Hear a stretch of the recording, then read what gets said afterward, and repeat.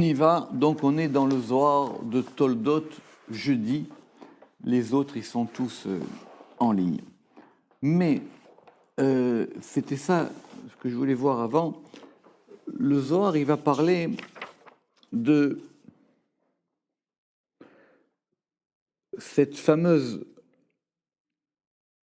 distinction qu'il va y avoir entre Yaakov et Esav au moment de la bénédiction du Père. Vous savez que vous connaissez cette histoire, d'accord, de la bénédiction du Père. Yitzhak, il va les bénir les deux. D'ailleurs, c'est Rivka, à ce moment-là, qui va dire à Yaakov, toi aussi, tu as droit à une part dans la... Toi aussi, tu as droit à une part dans la Beracha. Et donc, Jacob, il vient, il présente à son père, et après, Esav aussi. Mais le Zohar va faire un long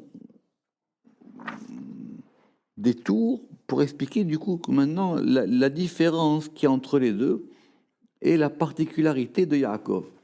Mais ça va nous projeter, c'était ça ma question, ça va nous projeter 2 parachiotes plus loin, ça va nous projeter dans Vaishlach.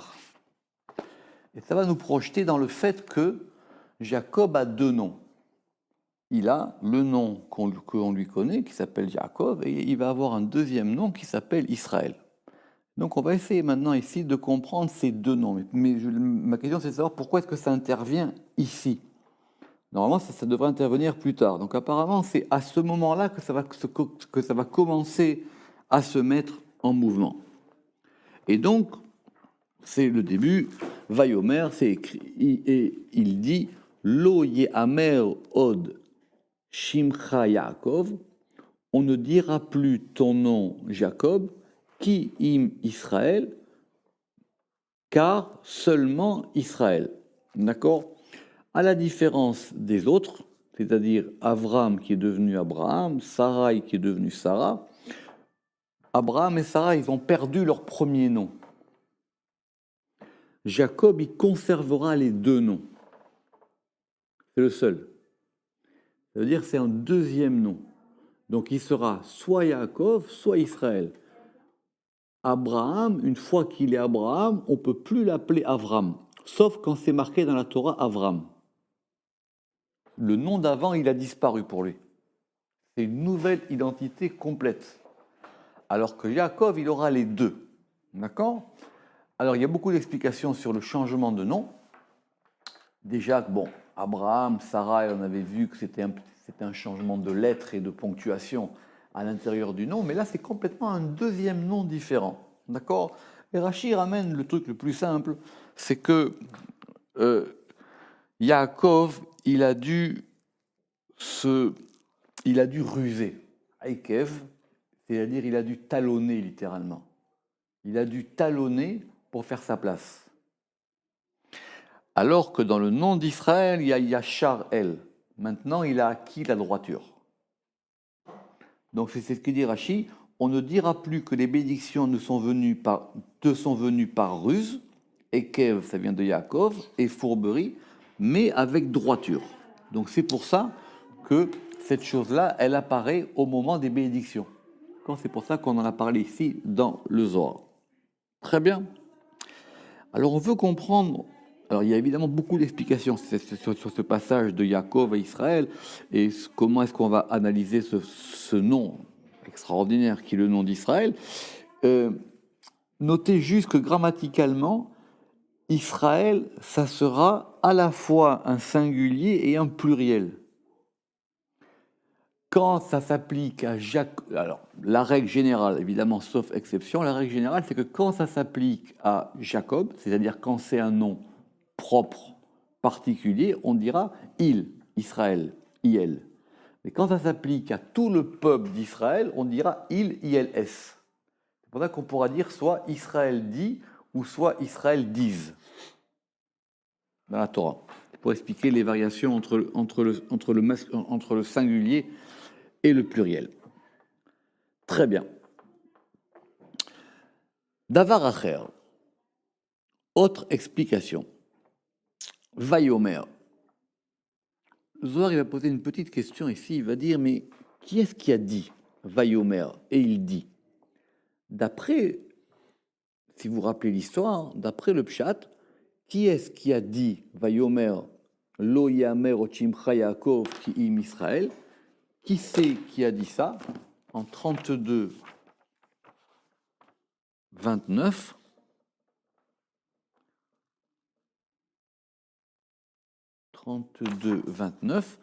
Si c'est l'ange. C'est l'ange avec lequel il s'est battu. D'accord? Le Zohar il dit d'avar acher, vayomer, c'est à rapprocher de Kema de Atamer, vayomer im shamoa tishma lekol Hashem Elohecha.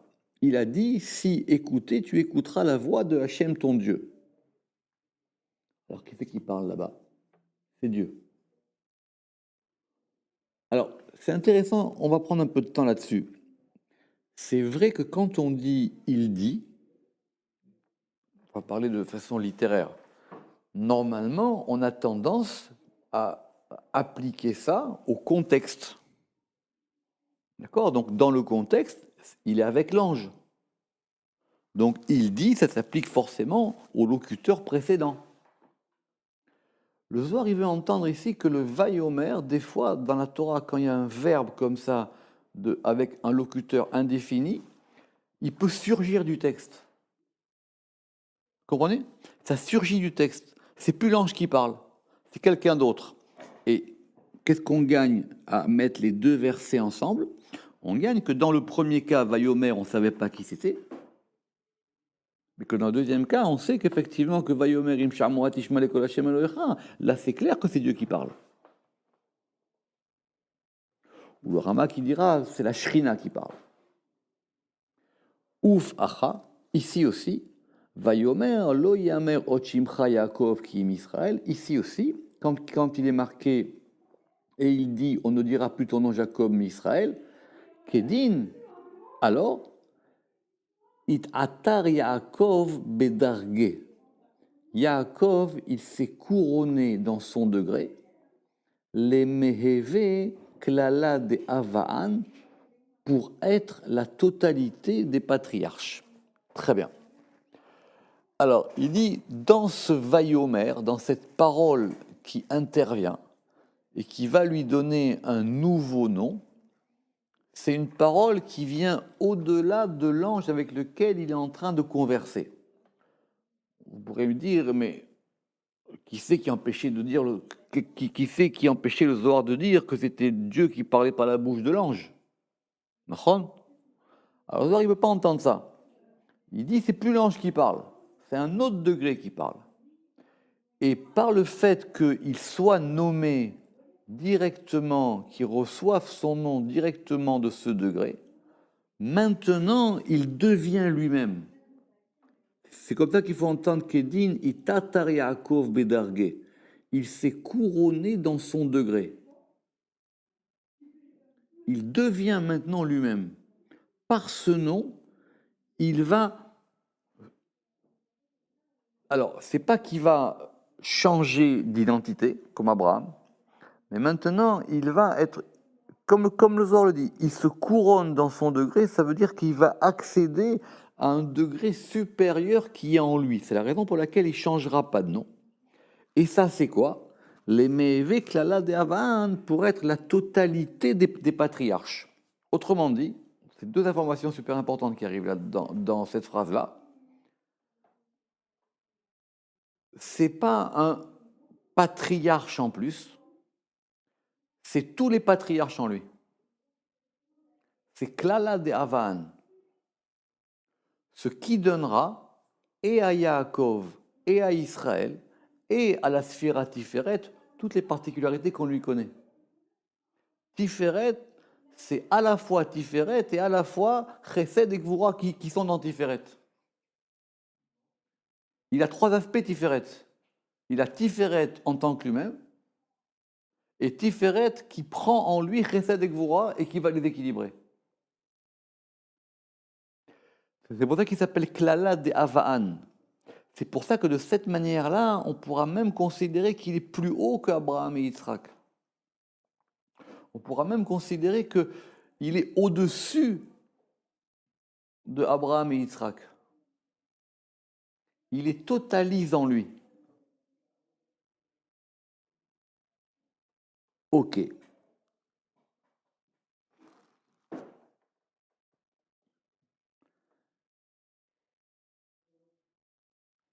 Alors la suite du verset dit, donc on en est maintenant à cet épisode, d'accord? On en est à cet épisode où on le nomme, d'accord? Très bien. Où il est nommé par l'ange. Qu'après, il y aura encore une autre histoire. Et donc, après ce fameux combat avec l'ange dont on a parlé, en 32-30, que dit l'ange? L'ange, il lui dit... Alors, Jacob, il parle avec lui, donc là c'est clair. Vaishal Yaakov, et Jacob a posé la question. Vayomer, il a dit Agidani Shemcha, dis-moi ton nom. Vayomer, il lui a répondu Lama zetisha lishmi. Pourquoi est-ce que tu demandes mon nom? Rappelez-vous que ce n'est pas évident que de savoir qui il est cet ange. En tout cas, il n'a pas voulu lui dire qui est son nom. Vaivarer oto sham, et il l'a béni là-bas. Vaivarer oto sham. Le Zohar, il dit, ça veut dire quoi, Vaivarer oto sham? De odele al kul u birhan de barche avoy. Il approuva toutes les bénédictions dont son père l'a béni. Comment le Zohar il comprend ça de Sham? C'est très compliqué. Parce que le verset, il a dit qu'il a béni là-bas. Là-bas, si on va un peu plus loin, ça veut dire que c'est au moment où il est, à l'endroit où il est, Sham. Pourquoi je dis ça? Parce qu'il y a la même question qui va se poser pour Ishmaël. Ishmaël, là-bas, quand lui aussi, il va être béni, et on a dit que on l'a béni là-bas. Alors, le Midrash pose la question et il dit, mais pourquoi il y a marqué là-bas? Il dit, parce qu'au moment, à ce moment précis, il mérite les bénédictions. Le Sham, ça serait un peu comme un état de la chose à l'endroit où il est. Le Sham, c'est comme dans le cas d'Ishmaël, c'est par rapport à ce qu'il est maintenant et par rapport au fait que plus tard, à la fin des temps, il fera Teshuvah. Sinon, ça ne marche pas. Parce que si tu te dis, j'arrête le compteur à un moment donné, ici ou là, il n'y a pas de fin. Donc, il faut une vision externe. Très bien. Alors, on va maintenant essayer de comprendre ce degré. On va rentrer précisément dans ce Zohar-là. Rabbi Shimon Patar Ve'amar. Rabbi Shimon Bar Yochai, il a dit, si vous voulez comprendre ça, il faut voir un verset dans les Proverbes. Birtzot Hashem darke ish, quand Hashem il agrée les voies d'un homme, Gam oivav, même ses ennemis, Yashlim ito, il réconciliera avec lui. C'est notre question ici. Comment est-ce qu'on va réconcilier les contraires? D'après le Pshat, ça veut dire quoi? On va voir. Il y a un type,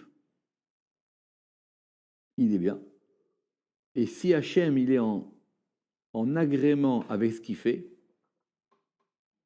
même ses ennemis se réconcilieront avec lui. On pourrait dire que tu as des ennemis, c'est pas grave, ça arrive à tout le monde, et ils resteront tout le temps tes ennemis. Le degré suprême de la droiture,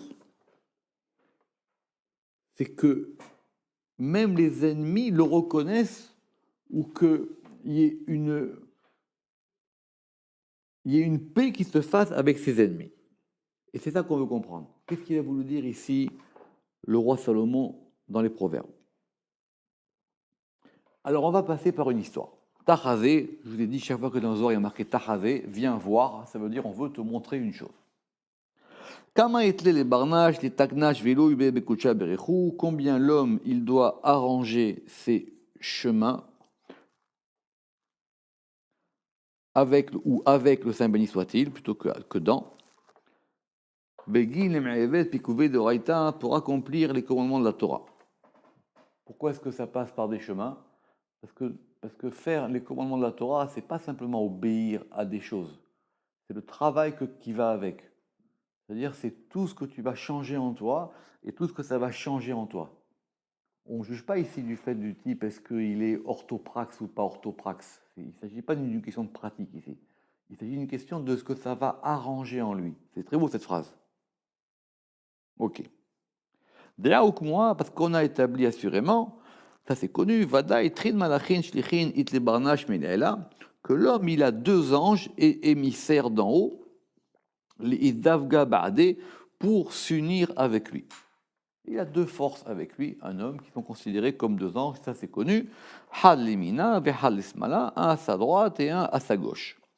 Veinun Saadin Bebe Barnash be Kolma Deu Avid, et il témoigne de lui dans tout ce qu'il accomplit. C'est-à-dire quoi, ils témoignent de lui. C'est-à-dire, a priori, ils sont là pour valider ce qu'il fait. Comme un témoin. Il l'a fait ou il l'a pas fait. Ou peut-être ils témoignent de comment il l'a fait. Inun Mishtakretama, et ils se trouvent là-bas, et on les appelle le Yetzer Tov et le Yetzer Ra. Le bon penchant et le mauvais penchant. Donc ça, c'est connu, celui qui est le bon penchant, il est à droite, celui qui est le mauvais penchant, il est à gauche. Et on a deux aspirations. Vous allez dire, ça c'est connu, c'est des choses de Talmud Torah. Cependant, du coup, vous allez dire, mais on vit toujours dans une dichotomie, quoi. Il y en a un qui tire à droite, il y en a un qui tire à gauche, il y en a un qui veut t'amener vers le bien et l'autre qui veut t'amener vers le mal. Évidemment, c'est plus complexe. Ate barnash le iddaka'a ou l'ishtadla bepikoudé d'oraita. Quand un homme, il va vouloir se purifier et approfondir les commandements de la Torah. Donc, on va dire qu'il choisit une voie et que cette voie, il va la faire rentrer en lui. Ao Yetzer Tov des Avegbe, ce bon penchant qui s'est uni à lui, Gvariu itakaf ala ou Yetzerara, il est déjà renforcé contre ce mauvais penchant. Veshtalem Bade, il fait la paix avec lui. Vetapich le avda, et il se transforme en serviteur pour lui. Ça veut dire quoi? Ils se battent ou ils se battent pas? Ils se battent plus. Pourquoi ils se battent plus? Parce que le fait d'avoir choisi une voie fait que c'est quoi bien choisir cette voie? Ça veut dire que toutes les forces qui sont en toi, elles vont venir maintenant avec toi. Autrement dit, comme si cette dichotomie bien et mal, elle marchait que quand on les sépare. Mais si maintenant tu choisis une voie qui te permet d'aller vers le bien, elle va permettre de faire que même le mal aussi, il va devenir serviteur au service du bien. Pas facile ça. Ça veut dire que tu vis plus la chose comme étant dichotomique, tu vis la chose comme étant un seul élément qui est en tout. Oui, c'est exactement ça. Vechad barnash azid le istava, et quand l'homme il va pour se rendre impur, alors dans ce cas-là, le mauvais penchant, il va se renforcer et il va l'emporter sur ce bon penchant. Ça veut dire que dans ce cas-là, il y a quoi? Dans le premier cas, il y a une unité. Et dans le deuxième cas, il y a une bataille où il y a un gagnant et un perdant. Très subtil ce soir. Dans le premier cas, les deux, ils vont faire un. Et dans le deuxième cas, il y en a un qui gagne et l'autre qui admet sa défaite. Mais, ce qu'il va dire ici le Ramak, mais le mauvais penchant, il ne peut pas dominer le bon penchant, mais simplement l'emporter sur lui. Subtil. C'est pas qu'il va le dominer. Il dit simplement, c'est moi le plus fort. Donc il y a des forces qui unifient et il y a des forces qui scindent. Les forces qui scindent, apparemment, ce n'est pas les bonnes. C'est les forces qui unifient. Et il n'y a qu'un côté qui peut unifier. L'autre, il n'aboutit pas à une véritable unité. Vadaï, Kadaou Barnash Atelidka, et donc assurément, quand cet homme il vient se purifier, Kama Tekifu Takabe Barnash, combien de force se renforce dans l'homme, Kadid Gabar Aou Yetzeratov, quand ce bon penchant l'emporte. Ça veut dire que de ce côté-là, il y a plus de forces qui vont se déployer et que lui va recevoir. Alors il dit, c'est ça qu'il a voulu dire le roi Salomon. Quand on a dit Kedin Oivaiv Yashlimito, ses ennemis feront la paix avec lui, parce que le mauvais penchant, il est soumis devant le bon penchant. D'accord? Ouais. Donc, qu'est-ce qu'on veut dire? On veut dire que, c'est pas facile, mais ça veut dire qu'il y a un moyen par lequel tu peux accéder à un degré où tout va s'apaiser, où tout s'apaise. Et il y a un moment où tu resteras toujours dans la dichotomie. Alors, pour comprendre ça, il n'y a rien de mieux que le roi Salomon lui-même. Ve'alda amar Shlomo. Et c'est pour ça que Salomon, il a dit, Tov nikle ve'eved lo. Alors, vous savez que tous les proverbes, c'est très compliqué. Le Zohar, il dit, mais on a l'impression que ce sont de la palissade, que ce sont des choses triviales. Le Zohar, il dit, les plus grands secrets, ils sont marqués dans le livre du roi Salomon, que ce soit Kohelet, que ce soit Michelet, et à plus forte raison Shirachirim. Alors, qu'est-ce qu'il y a marqué là-bas? Tov nikle ve'eved lo. Alors, il y a marqué mieux. Ça veut dire quoi? Tov nikle. Tov, c'est bien. Nikle. Nikle, c'est quelqu'un qui est calouille, c'est quelqu'un, on va dire, qui, ici, j'ai traduit par. Enfin, en général, qui est traduit, c'est quelqu'un qui est dédaigné. Donc, il vaut mieux que tu sois dédaigné. Ve'evedlo et esclave pour lui. Donc, il vaut mieux que tu sois ton propre esclave, mais au moins ce que tu as, c'est à toi, que plutôt avoir des honneurs et qui ne t'apporteront rien. D'accord? Vaut mieux être à ton compte tout seul que dépendre des autres. Ça, c'est le pshat. Maï ve'evedlo. Et on va maintenant essayer d'ouvrir ce verset pour comprendre comment il marche. Et c'est pas facile. Maï ve'evedlo, c'est quoi? Et il est esclave pour lui. Da yetzerara. Alors, le Zohar, il suit sa ligne.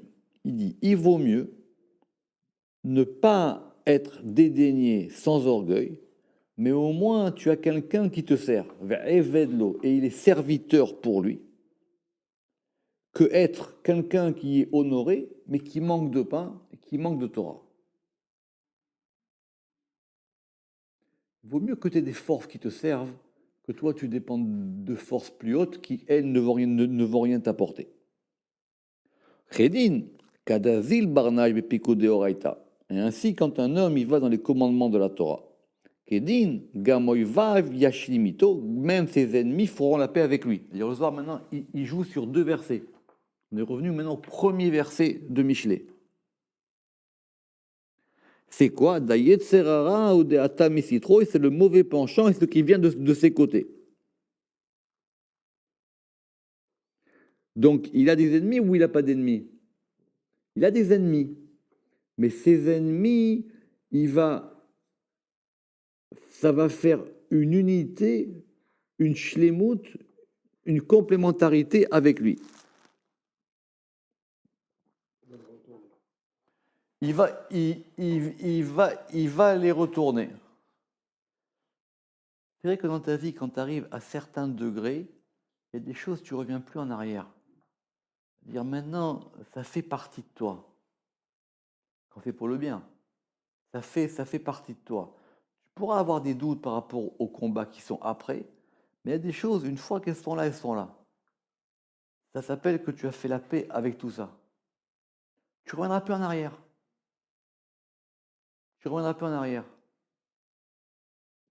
Rabbi Nachman, il a dit, sauf si Dieu, il me rend fou, ou je perds tout, je ne pourrai jamais remettre Dieu en question.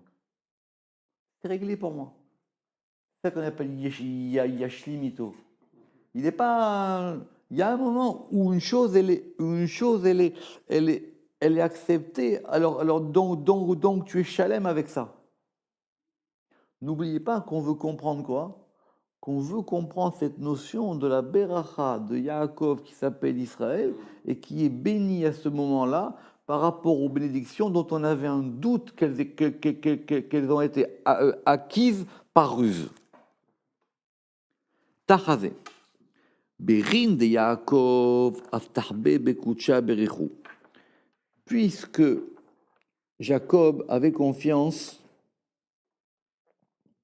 dans le Saint béni soit-il, et que tous ces chemins étaient pour son nom, Alda oivav yashlimito, ainsi ses ennemis feront la paix avec lui. Ça veut dire quoi? Ça veut dire qu'il n'a pas cherché la paix.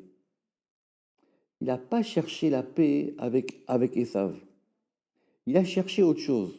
Il a cherché quelque chose en lui.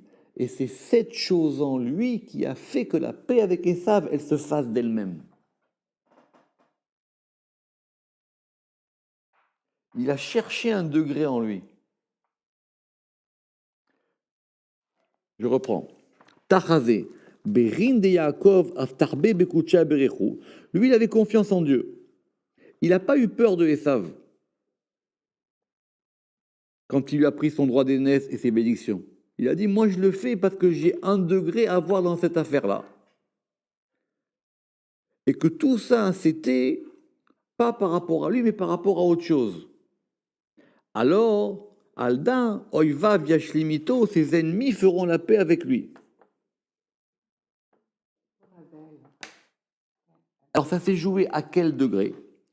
Ça s'est joué à un degré plus haut. Et ce degré plus haut, c'est le degré entre Jacob, non pas avec Esav, mais avec sa mère même.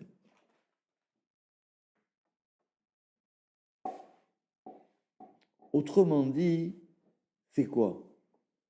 C'est que c'est le seul cas dans la Torah où un homme, il va se battre avec un ange.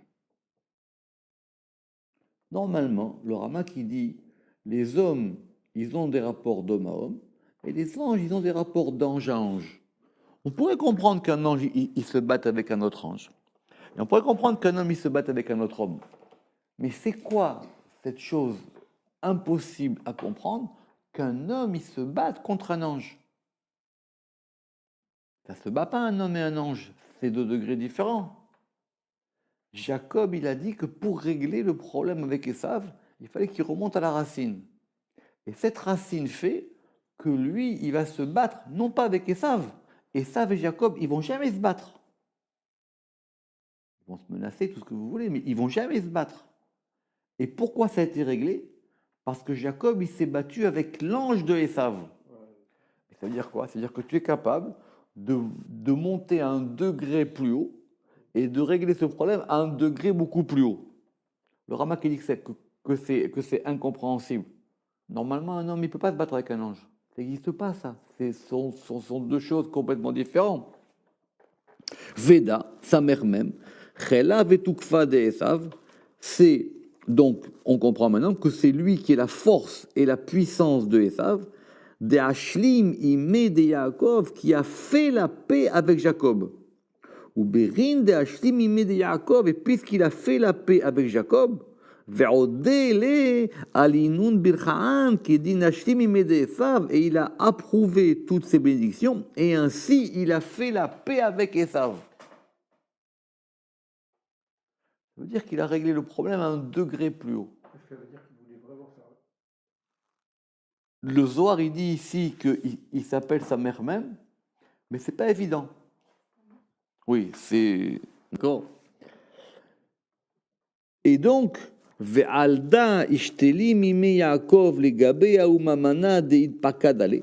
Et avant que Jacob ne fasse la paix avec cet émissaire qui lui a été assigné, lo ashli mime Esav, il n'a pas fait la paix avec Esav. Pourquoi? Parce que pour Jacob, le problème, il n'était pas Esav. Il était le degré qui avait au-dessus d'Esav par rapport à lui. Tu comprends la force? Lui, il n'avait pas de problème avec Esav. Donc il s'est battu avec le degré qui est au-dessus de lui. Et je reprends. Maintenant, il s'est battu, ça veut dire quoi? Il a combattu. C'est pas que l'autre il est à terre. Maintenant, l'autre il fait la paix avec lui et il le bénit. Il fait la paix avec lui et il le bénit. Berinkar, bechol atar, tukfa diltata. Et pour cela, en chaque endroit ou en chaque lieu, je préfère maintenant traduire atar par lieu que par endroit, tukfa diltata, la force de l'en bas, talia betukfa delela, elle dépend de la force de l'en haut. Parce que si vous réglez le problème en haut, il ne revient plus en bas. Alors que si vous réglez que le problème en bas, il revient toujours. Parce qu'il a été capable de régler le problème dans la racine de la chose. Et quand vous réglez un problème dans la racine, ça ne revient pas.